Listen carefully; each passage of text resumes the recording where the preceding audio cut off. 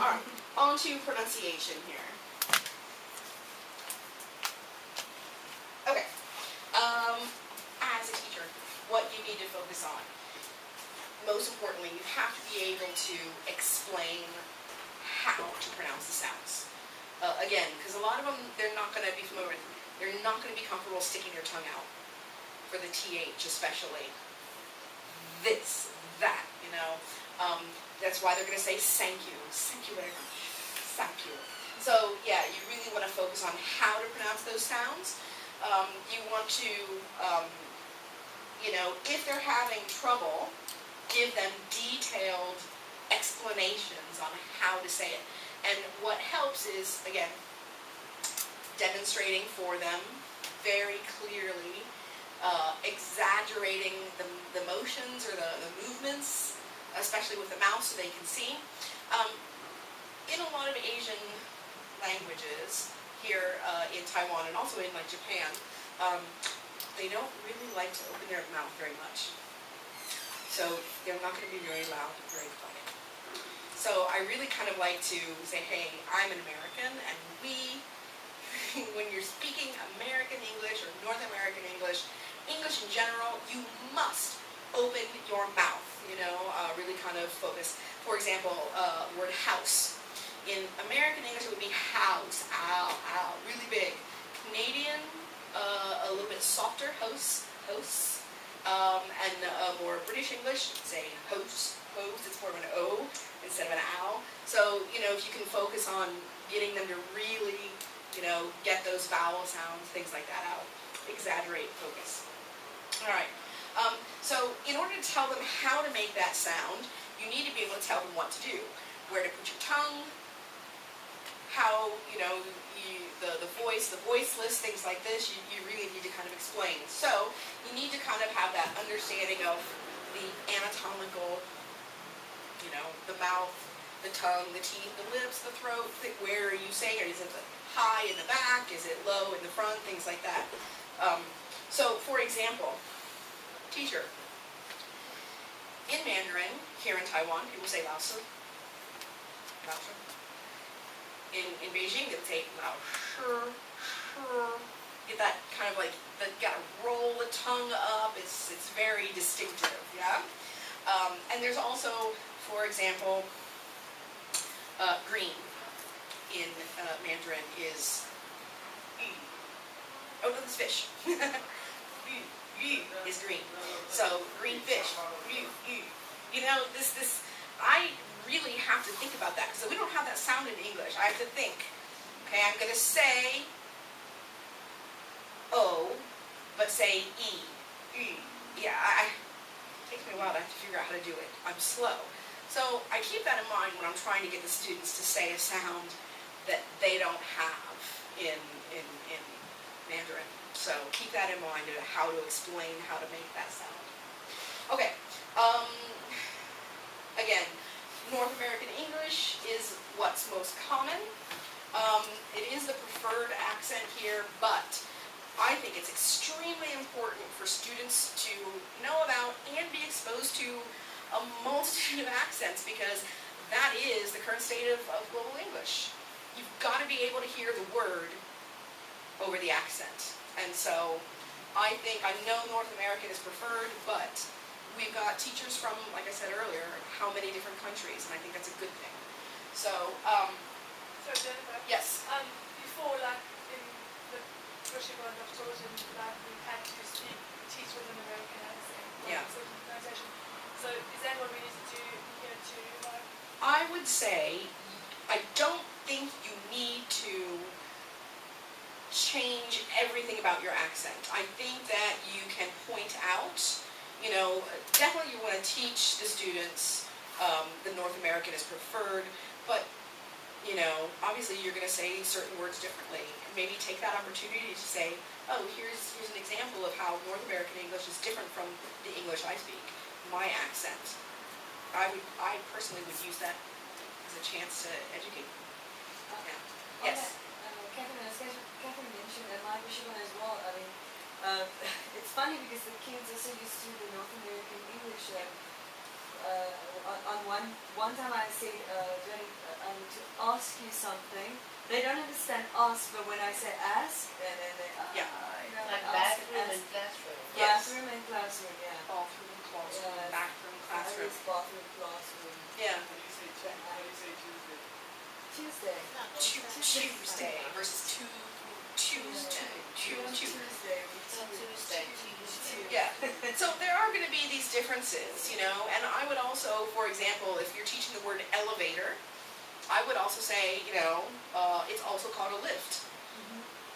Take that opportunity. So I think that yes, you are focusing on teaching the North American accent, but not exclusively, and not to the point where I think you need to change dramatically the way you pronounce and speak. Yeah. All right. Again, so yeah, you're not only teaching. Use that opportunity to say, look, English is a global language, and people all over the world speak it. You're going to hear this word different ways. This is the North American accent, and this is how we say it where I live. Hear those differences, it's still the same word. Yeah. All right, and again, it's an international language, and I think that that's an important thing. Yeah. Okay, so when you're trying to teach pronunciation and like show them where that sound's coming from, and it's Yeah. not so obvious as the TH sound. Yeah. I've seen people draw like mouths and faces, but I cannot draw. Is there something? Yeah, there is. I'll show you that. I'm going to connect it with that here. All right, so let's start with the head. You know, you don't have to be as detailed as this, right? So you've got, you know, all of these different things. You got the nose. Is it a nasal sound? Your lips, the teeth, the tongue, the throat. Okay, as long as you kind of know this is a little bit easier. You can draw this shape on the board. Okay, and this corresponds, I know it's a little hard to see.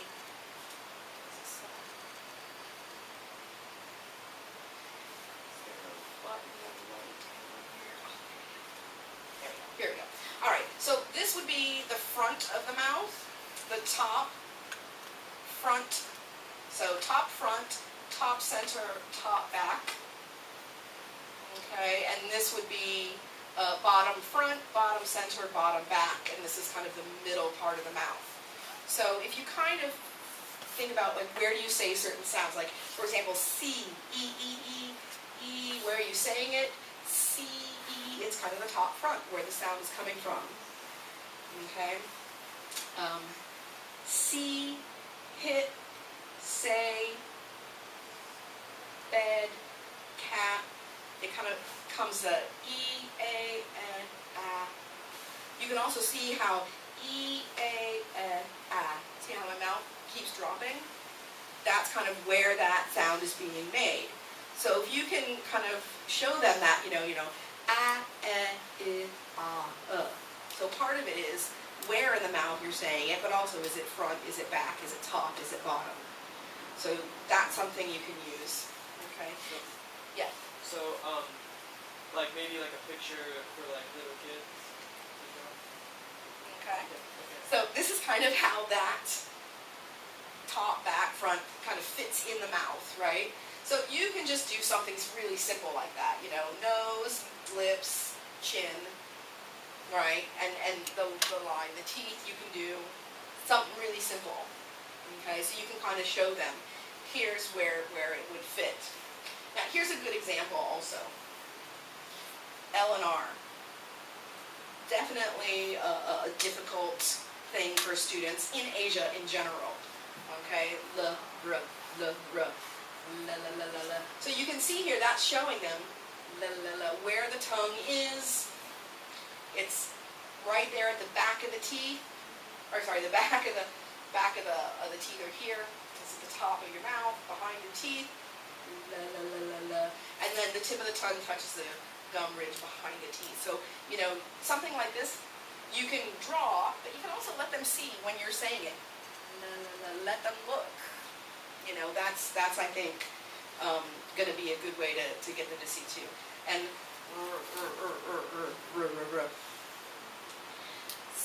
in Mandarin, the L and the R can also be difficult, you know. So you can do something like this, you know, again, really simple mouth, head, kind of show them where to do that. Could you draw something simple like that, you think? No? I'll try. If you can't draw, like I said, Yeah. if you can't draw, show them on your mouth. Let them, kids want to see, look at my mouth. They should be like, what? Yeah, so use that to your advantage then. Kids are curious, go around the room, check how they're saying it, things like that. Yeah. Okay. All right. So this is, I think, hopefully going to be helpful for you. There are some problems and difficulties that students have, particularly Taiwanese students or students that speak Mandarin. The tone. Chinese is a tonal language. Ma, ma, ma, ma. Right? English, we use tone differently. We use tone for meaning. We use tone for emotion. We use tone for lots of different things. So you're going to want to kind of focus on that as well. We also use that intonation to, is it a question or is it a statement? Things like that. So focus on tone. Rhythm, stressing every word or stressing in syllables. She's my teacher. She's my teacher. I'm focusing on the she. She's my teacher. Okay? She's my teacher. Each one of those is the same sentence, but the stress is different, giving the sentence a different meaning. She is my teacher versus somebody else. She's my teacher, not your teacher. She's my teacher, not my friend. So you focusing on stress, word stress, but then also stress within words. Record, record, things like that. Is it a noun? Is it a verb? But also you do get some differences here, like American English versus even Canadian English or other Englishes. Sometimes words can be stressed differently. But those are going to be more complex words. These kids aren't going to be learning those words. So you do want to focus on, it's television, not television, or television. Or how do you say it? Do you say television or do you say television? Yeah, stress of the word. So you've got individual word stress, and then you also have syllable stress within a word that you can focus on. Linking sounds. This is because in Chinese, bo po mo fo, right? Every character has a sound. But in English, when we're speaking a sentence, we tend to blend words together. I wouldn't say Pete took the cat to school. Pete took the cat to school. Things get blended together. Wanna, woulda, coulda, shoulda. We do that in English. So you do want to focus a little bit, get them to try and speak with more fluency instead of pronouncing every single word like So, consonant endings, again, we talked about this one already, the what, t, and t, what, t, dog, good, t. Alright, so you want to focus on consonant endings. My name, my name, my name. They also have trouble with bit, bat, bet, it, those three, it, It's really kind of hard to hear this. They're so subtle. So they might have problems with those consonant sounds. Okay. R and L. Okay. You can particularly practice like these word combinations. Were old, were old, world, world, were old, world. So the R's and the L's. You practice. Final L, ball. They also might say ball. Ball. That is my ball. Please give me the ball. Okay, so you really want to focus on those endings. And then a voiced and voiceless, the TH and also V. Give the. Okay, long and short. Ship and sheep.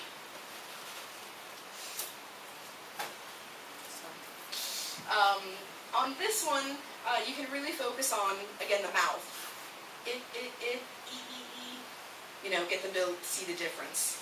Ship, it's very relaxed. Sheep, E, you smile. So you can focus on, find some way to get them to see the difference in the pronunciation, not just listen. You do want them to be able to listen and hear, but to produce, you really want to get them to look and see kind of how you say it. Long and short vowel sounds, ship, sheep, man, men, fit, feet, pat, pet. So if you're going to, silent E kind of comes into this a little bit too. Okay, schwa, the schwa sound. All right, the This actually is that is the most frequent sound in English, because it's oftentimes that unstressed sound becomes this schwa, the So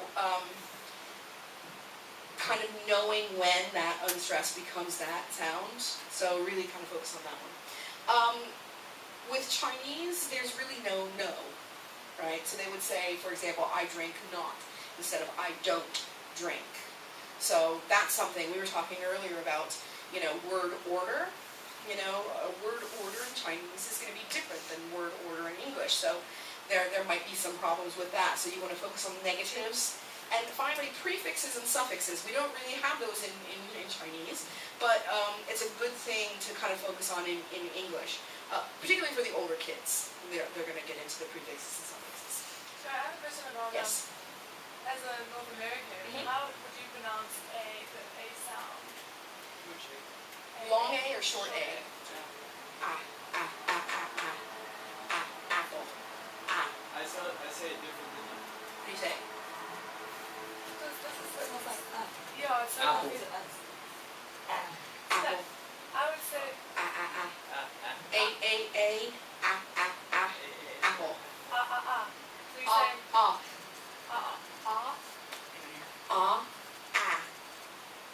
Would be like an AH sound, like in father, father, and cat, hat, rat, sat, I would say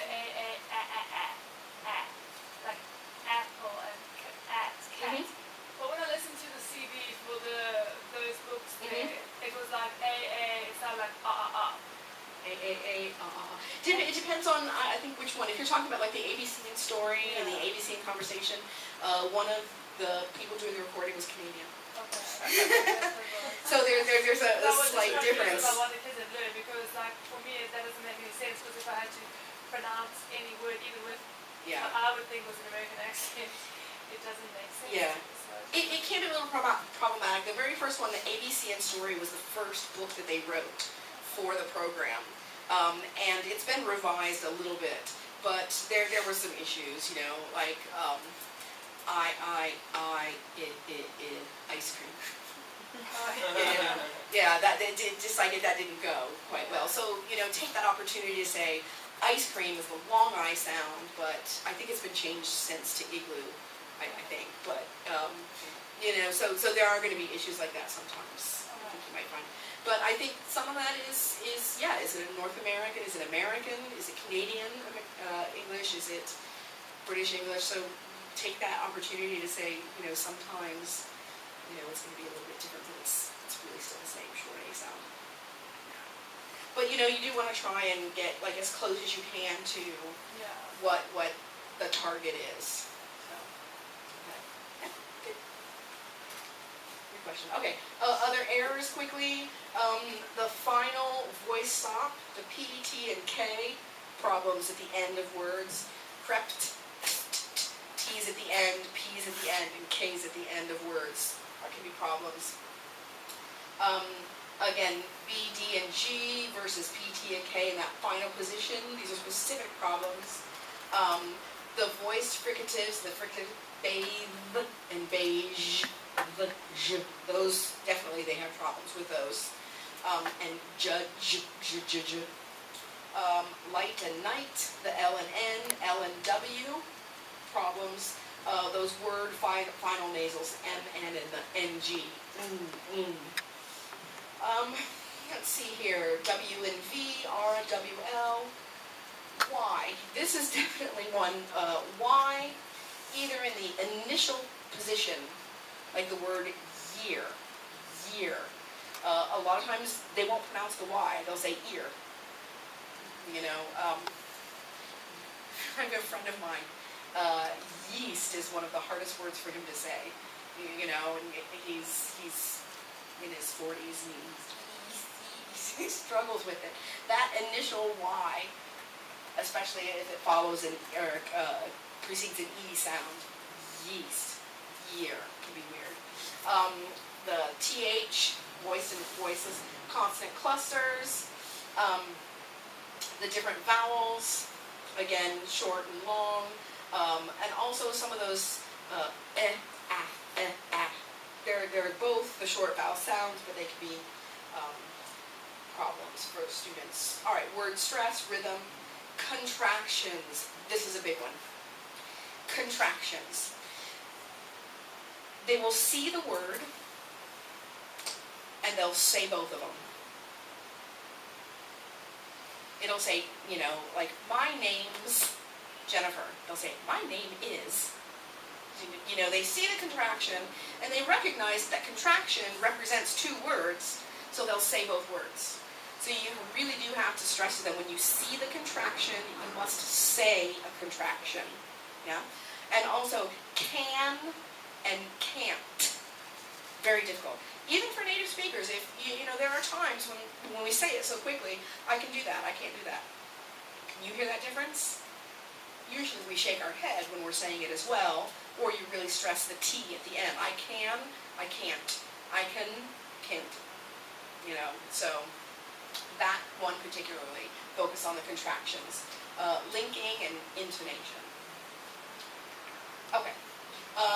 Again, pronunciation, vowels, short and long, consonants, beginning, middle, and ending, consonant clusters, both at the beginning and at the end, stress and rhythm, connected speech, intonation, again, emotion, meaning, and speech patterns all comes from intonation. And then grammar, contractions, conjunctions, EDs and prepositions can also be problems for students. ED endings, because is it going to be a D sound, a T sound, or an ED sound? So knowing when, that's really confusing for the students. How do they know which sound to make? So there is kind of rules that go behind it. So, but just know that those can be problems for students. And then again, when you're pronouncing written words, focus on those minimal pairs, big, pig, bill, till, things like that. Spelling patterns, short and long vowels, silent letters, and the word families. So like these are some of the things that we've been mentioning all along, but just to kind of have them all together, like these are the things you should practice for pronunciation. Okay. Grammar, again, these are going to be mostly 5th and 6th grade students. They're going to look at this one. They have problems with gender confusion. He and she. All kids are going to have problems with this sometimes. So because in Mandarin, there's just one, ta. It's he, she, and it, ta. So to separate it, you know, in English, so they'll have problems with that. Singular, plural. Again, they don't have singular and plural in Mandarin. They would have to say one book, two books, you know, one book, two book, three book. We would say book and books, okay? Subject-verb agreements, verb tenses, omitting and inserting articles. Articles are problems for, I think, people from many Asian countries, because most languages just don't have them, the a, and the. Even with the university students and professors, sometimes when it comes to writing consultations, that's one of the things they have the hardest problems with, articles and prepositions. And that's the next one, confusing prepositions. And mixing up first and last names, obviously, because in Chinese, you put the last name first. So, all right, here's just some examples of what they would say. Yesterday, I go to market to buy 3 duck. So, what's missing out of that sentence? What's the problem? What problems do you see? Okay, I went. The is missing, go to the market. Yeah, ducks, plural. Alright, next one. Mary liked to eat meat. He definitely not vegetarian. So Mary, what do you have? Likes. She is. Yeah, the verb's missing. is definitely not, yeah, a vegetarian. All right, he liked to go to mall to shop for the clothing. He likes the mall, no the for clothing, to shop for clothing. Okay. Last week he get good job at big city. So he got a good job at big city. Actually is a shopping mall here in town. Should be capitalized. Big city. Yeah. Yeah. Oh, so yeah, sorry, you were. Yeah, you can say in the city, you know, a job in a big city. You could, yeah, you could change that too. So, okay. All right. On to the reading here. Now, I don't want to focus too much on specifics, but basically, what we've kind of talked about earlier, there's some common word identification strategies that I'll talk about. I'm going to talk about onset and rhyme, and alphabetic systems, onset and rhyme, strategies used by language learners, and guidelines for teaching, for learning and teaching phonics. Okay. All right, first one, common word identification strategies. Now, these are things that you're all going to be using for those older level students. Yeah, you can use them a little bit also for younger students, but the first one here for younger kids, the early strategies, environmental cues, logos, stop. For example, if the kids see a big yellow M, what is it? It's McDonald's. They know it. So this is what I'm talking about those cues. Logos, stop signs, they know what it is. You know, up and down the arrows on the elevators, so, you know, that can help. Picture cues, illustrations of books, household products, they're going to know what these things are. Okay, so you can use that also. And configuration cues, like in word form. If it has double letters, if it goes above the line or below the line, things like that can help them recognize words. So maybe they don't actually know how to read the word hippopotamus, but they know it's a long word, and they know that there's the first one is above, and there's lots of P's, and they go down below. It's going to look different than elephant. Yeah? So things like that, like the shape of the word. As you go, these ongoing strategies, graphophonic cues, letters, letter clusters, corresponding sounds, those three things together there, the graphophonic cues, semantic cues, and syntactic cues, those three together are the most common cues that kids will use. So the semantic is the word meaning, syntactic, grammar, and sentence structure. So with the structural analysis, you're going to focus on root words.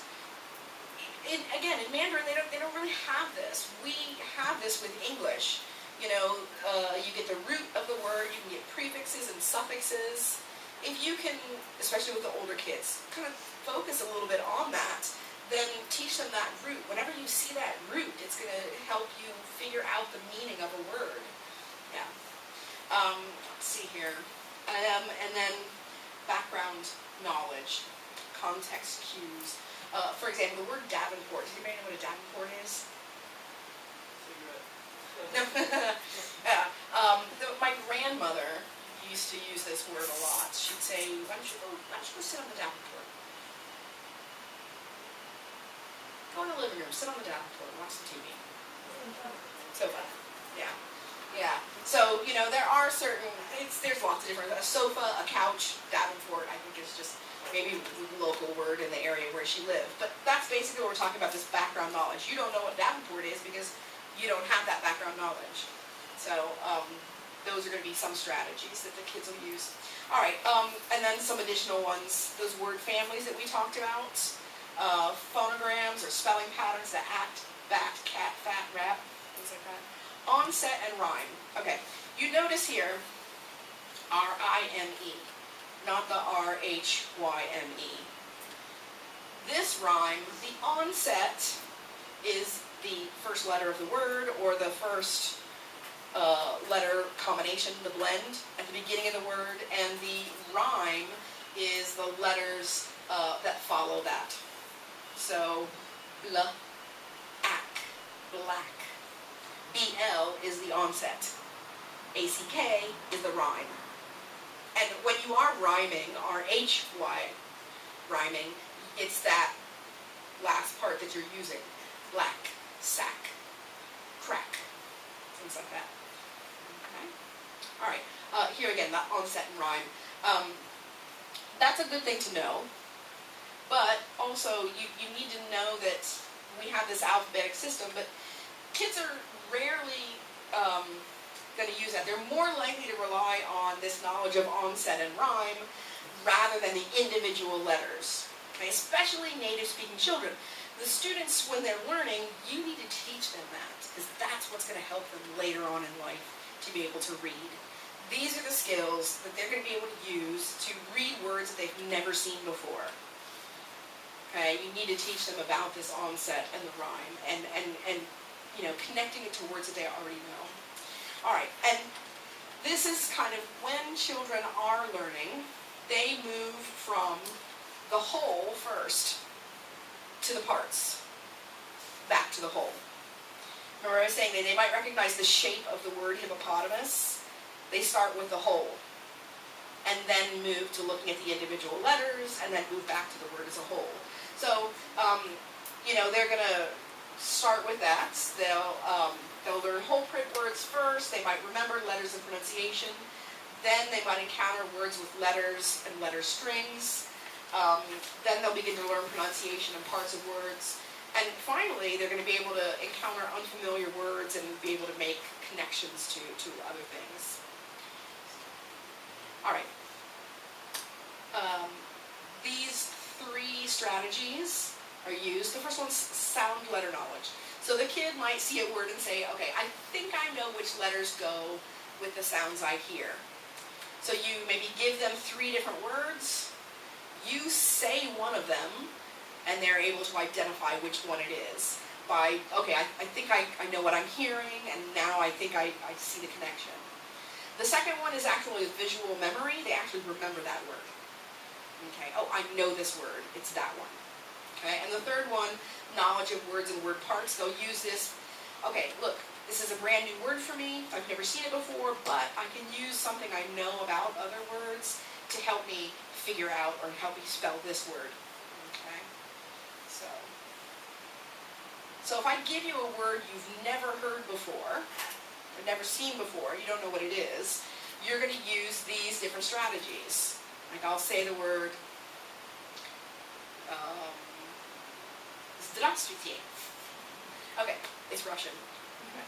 But Здравствуйте, how do you think it starts? Say it again.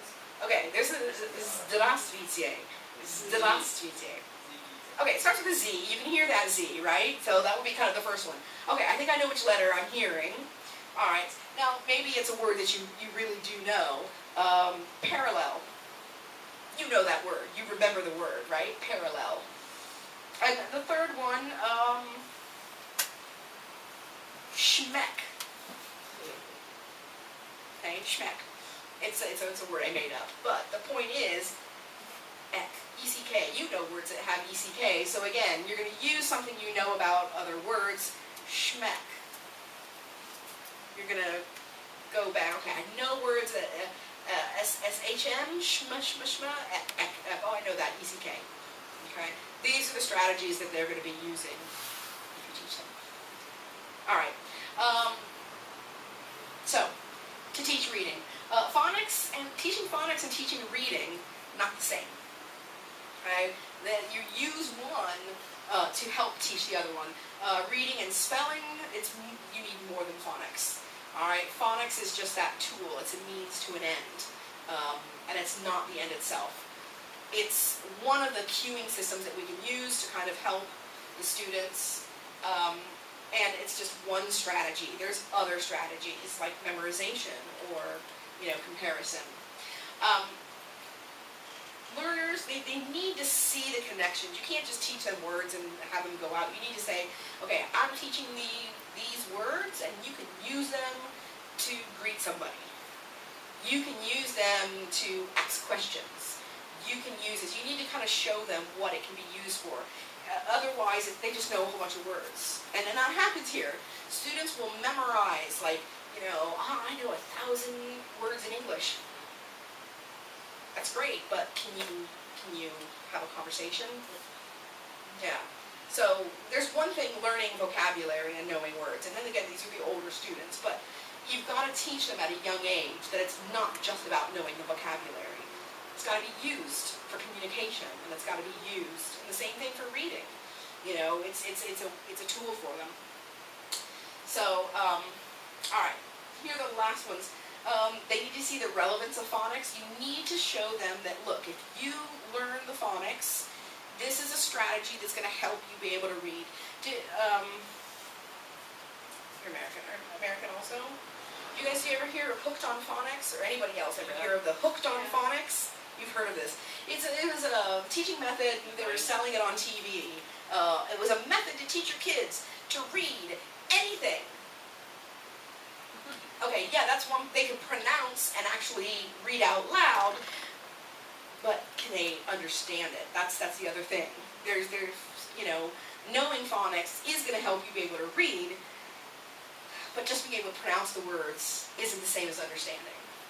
Okay, so again, teaching them to use phonics is different than teaching them about phonics. So there's got to be context, and that's where those conversations and the practical application comes in. Okay, some of the strategies, there's 5 strategies here. Strategies that help develop foundations for learning language, strategies that support learning the alphabet, strategies that support phonemic awareness, support phonics, and support onset and rhyme. These are things you should be focusing on when you're teaching students to read. Okay? First one here, the foundations of language learning. Print awareness, paragraphs, sentences, things like that. They need to understand that print is used for communication. Okay, print concepts, the functions of print, why do we use it? We use it to communicate, to convey ideas. Knowledge of narrative structure. This is getting into storytelling and things like that. You need to know that stories have a beginning, a middle, and an end. You also need to know that in a story, there's usually a main character. Something happens to that main character. That's the plot. Things like this. This is also important for reading because they kind of need to understand, okay, I'm going to read something and it's going to have a beginning, a middle, and an end. Yeah. Literacy as a source of enjoyment. It's got to be fun. A lot of the books that you're using have little stories in them, or you can have like reading time with your students where you actually read to them. This is great because they can, predict what's going to happen. There's lots of different things that you can do using storytelling. And it also helps extend vocabulary and language. Okay, next one. For supporting the alphabet, learning the alphabet, focus on letters that have meanings for the kids. So Marius, I'd start with an M for you. Catherine, okay. Joanna? Nanza, I'm sorry. Nanza, so N. So yeah, so each kid's going to have a letter, that they like. So maybe start with that. Should make that connection. Yeah? Teach the alphabet song. Put their names around the room on things. Let's see. Reading alphabet books, and like I was showing you earlier, letting the kids make their own little alphabet books and share them can be helpful. Experimenting with the letter forms. This can be an art project or something. You can, have the kids make the letter A out of clay, have them make the letter A out of, pencils or straws or any kind of different things. Have them stand up and actually make the letters themselves, with their body. Lots of different things you can do, as long as it's fun. As far as decorating the classroom, alphabet charts are really good. Keep them around the classroom. Now, I don't think many of you are going to have your own classroom. You'll probably be going from classroom to classroom. Maybe talk to the homeroom teachers and ask them to let you have a small section of the classroom. It doesn't have to be very big. Maybe a small spot on one of the walls or something where you can put things up for the students. So that would be kind of nice. Pocket charts are helpful. Picture dictionaries, like I was showing you with the paper, that's always helpful. Alphabet books. Phonemic awareness, nursery rhymes. Teach those to kids. Poems, storybooks, reading stories. You can use alliteration, wordplay, things like that. Making language fun, not just speaking, not just learning, but playing around with it in lots of different ways. Let the children fill in the rhyme. You know, that can be kind of fun. Jack and Jill went up the mountain, no, hill, obviously. So you know, it rhymes with Jill, it is hill. You know, getting them to fill it in can be kind of fun. Letting kids actually create their own rhymes, maybe for the older kids. You know, give them a little bit and let them fill in the blank with whatever they want. That's something that rhymes. Did you ever do Mad Libs when you get those sentences with the nouns or verbs missing? And, you know, you put in your own and make kind of wacky, crazy sentences. That can be fun too. Playing games, again, rhyming, clapping number of syllables, identifying similarities in sound. What do these two words have in common? You know, symphony, harmony. What do they have in common? They both end with a Y, the E sound or something like that. Stretching out the words and getting the kids to try and spell it. So if I use the word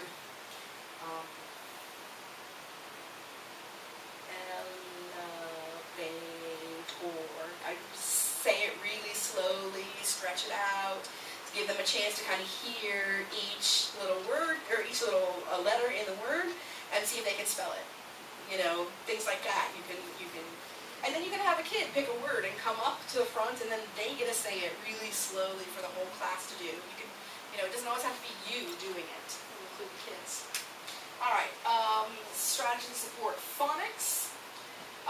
Basically some of the ones we were just talking about. For phonemic awareness, you can do the same for phonics. But you can also, when you're reading a story, talk about those loud letter sound patterns that you're coming across in the reading. Let the children watch you. Let's say you need to you're making a shopping list. It's a little 10-minute break in class or something. Let them watch you. You can text a message to your friend, as long as it's all PC and, you know, no bad words or anything. Let them watch you. You know, they're curious. What are you writing? What are you doing? What are you know? That's showing an interest. So let them watch. You know. Encourage the kids. Let them try and write something themselves. You know, I don't know how to spell that. Well, try. You know, again, we talked about earlier about how kids don't like to be wrong. They're not going to make that effort. Making mistakes is good. Let them try. You know, say, you try first, then I'll tell you. Yeah. So encourage them to try themselves. Word-making activities, sorting games. All these kind of things you can do. All right, the last one here, this onset and rhyme. Playing those simple substitution games is always good. Rhyming words from a known word. I'll give you a word. What can you come up with that rhymes? I'm thinking of a word. It begins like ball and rhymes with tack. What is it? Back. Yeah, so things like this you can make into games. Use those onset and rhyme to help you identify other words, other strategies. You know, get the kids to help you. Help me segment this word. Help me break it up. Help me put it together. Help me, you know, talk about the word, analyze it. And the last thing I want to talk about here is word walls. Okay. And again, if your homeroom teacher does let you have some space in the classroom, a word wall is a really great thing to do. And here are some examples. You can use these. Oh, sorry. Okay.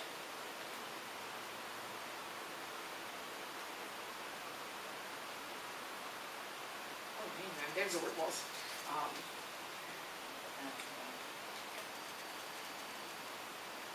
There we go. Okay, so use the word wall. You can put on frequency words, spelling words, some of those words, for example, if you're doing months, years, colors, things like that.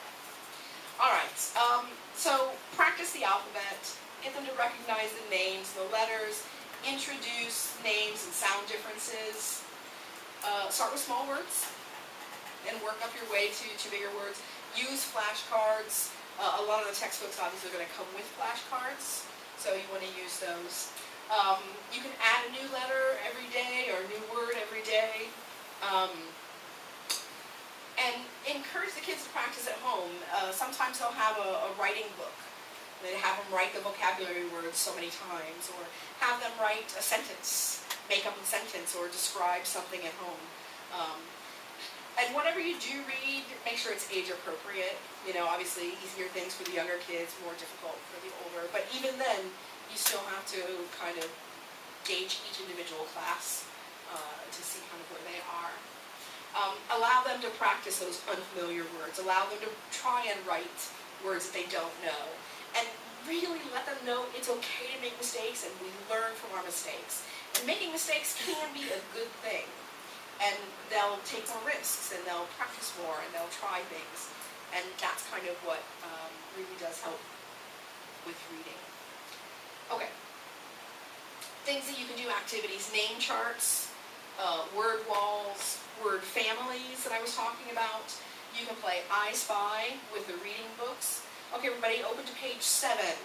I want you to look for the word happy. When you find it, raise your hand. You know, you can do little things like that. Or, okay, everybody, close your books. I want you to find the word turkey. And when you find it, raise your hand. Tell me what page is it on. Things like that, you know. It's kind of a fun game, but at the same time, that really is a word recognition strategy that you're doing with them. Tongue twisters. Tongue twisters are quite fun for kids. Lots of different worksheets, and lots of other things too that you can think of. Alright, word walls. Here's just some examples. The first one you can see here is kind of an alphabet, focusing on the students' names. So this is a way to kind of connect their names with the alphabet, you know. So Jaden, Joseph, Kayla, Gustavo, underneath the letter. The next one here, this is vocabulary words, and you can kind of see, or maybe some sight words. They're flowers. This is like a flower vase, and so they're grouped together. This would be one group, this would be another. So you've got 1, 2, 3, 4, 5, maybe 6 weeks worth of words right there. Okay. The next one is again using the alphabet here, and they've got the vocabulary words underneath. And if space is short, you can just use even the back of the door. Not a big space, but you can still kind of group together the words that you've practiced. And that way, you know, on the back of the door like that, the kids will see them every day, you know, even when you're not there. So these are just some things you could do with word walls. I do have a book up here on word walls, something you can look at. So, it can be names, ABC words, word patterns, parts of speech for the older kids, high frequency words. You can introduce new words, review previous work, and you can have kids actually read and write. You can use that as a teaching tool as well. All right, you guys, let's review the words we learned last week. They're right up here on the wall. You can do that. All right, start with a blank wall. I would say 5 words per week is good. Any more than that is maybe too much for the kids. And limit yourself. Even 110, 120 is a lot. But 5 per week is good. Or you can also then, you know, keep them up there for a while and then move them somewhere else later if you have more space. Finish when the term is 3/4 over. Don't go all the way to the end, because they're not going to remember those new ones at the end. So finish about 3/4, and then you can kind of review. Use those high frequency words. Make it very colorful. And ask the homeroom teacher to practice with the students every day. If, you know, maybe she can do that. You can work something out. Or your co-teacher that's working with you as well. Have them use and practice. Don't put all the words up at the same time. Don't stress quantity. Number is not important. Don't have too many words. And don't forget to practice. I know it's hard because you guys aren't with the students every single day. But if you can get them to try to, that's good. Theme words are very good, like fruits, clothes, you know, holidays, things like that. Keep them up and don't put all the same color together. Make it colorful. And yeah, don't just put it up and then forget about it. I think one of the books actually does have in the back might be one of the 3rd or 4th grade ones, ABC and Phonics. There actually is a tree in the back of the book, and little stickers, leaf stickers, that the kids can put on. Which one is this? The second one, maybe ABC and Conversation? Yeah. So, I mean, there kind of is already a little word wall that the kids can have with them. What if you're teaching 21 different classes? Yeah. Then you choose a grade to do it with maybe, or just do 21 different word walls. Yeah, word wall. This is the 2nd grade, the ABC and Conversation. So the kids do have here in the back of the book their own little tree, and with the stickers, so they could do their own. And again, if you can't do the word wall, you can have the kids, make, like I was showing earlier, like the alphabet book, have their own little word book, or use index cards and put them on a ring or something like that. So, if you can't do one big one in the classroom, then yeah, let the kids have their own little individual. And I think that would be good. All right, so here are the reference books that I've used, and you've got those on the back. What I want to do is 3:30 now, and I think we go till 4? 4? Yeah, okay. 4:30. Okay. No, earlier. Earlier, okay. They want to be finished earlier. Okay. So I tell you what we're going to do. We're going to take a very short break here one more time. When we come back, the last thing that we're going to do is I want you guys to kind of think about everything that we've talked about today, about the phonics, pronunciation, and reading. And I want each one of you to come up with some kind of maybe a game or an activity. Now, you're welcome to come up here, and what I do have up here, I've got some Dr. Seuss books, some of my favorites that focus on phonics. One Fish, Two Fish, Red Fish, Blue Fish. This was my favorite as a kid. Hop on Pop. I also have a book on word walls. You are welcome to come up and look at, this is a book that I use that talk about phonics lessons. There's lots of ideas here. So it doesn't have to be anything big. Just something like, okay, I want to focus on blending, and this is the activity that I would use, or this is something I could do. And if you don't want to do individual, I suppose there's an even number of you. We could do pairs. You could work in a group of 2, then you just have 3 groups. So we're going to take a short break. When we come back, we'll do that for a little bit, and then share, and we'll be done. We'll get out early. Yeah? All right, guys.